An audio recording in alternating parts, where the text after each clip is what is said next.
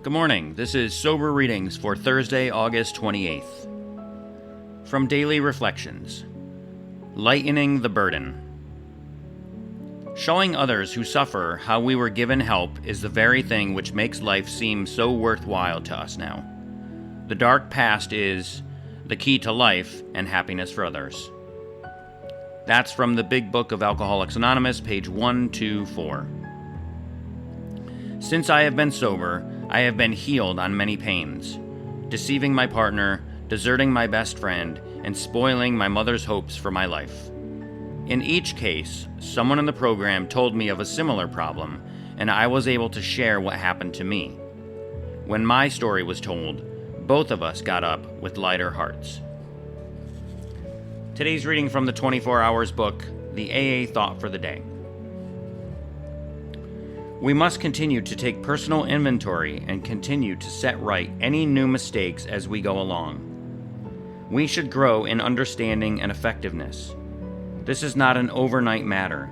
It should continue for our lifetime. Continue to watch for selfishness, dishonesty, resentment, and fear. When these crop up, we ask God at once to remove them. We must not rest on our laurels. We are headed for trouble if we do. We are not cured of alcoholism. What we really have is a daily reprieve contingent on the maintenance of our spiritual condition. So I ask myself, am I checking my spiritual condition daily? The meditation for the day. Happiness cannot be sought directly. It is a byproduct of love and service. Service is a law of our being. With love in your heart, there is always some service to your fellow man. A life of power and joy and satisfaction is built on love and service. A man who hates or is too selfish is going against the law of his own being. He cuts himself off from God and his fellow man.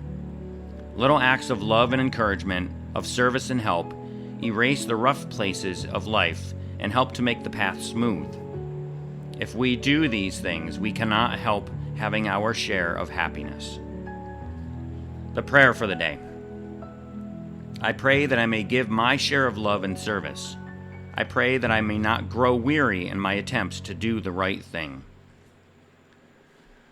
And finally, today's reading from As Bill Sees It, page 63. Free of dependence. I ask myself, why can't the 12 steps work to release me from this unbearable depression? By the hour, I stared at the St. Francis prayer. It is better to comfort than to be comforted. Suddenly, I realized what the answer might be. My basic flaw had always been dependence on people or circumstances to supply me with prestige, security, and confidence.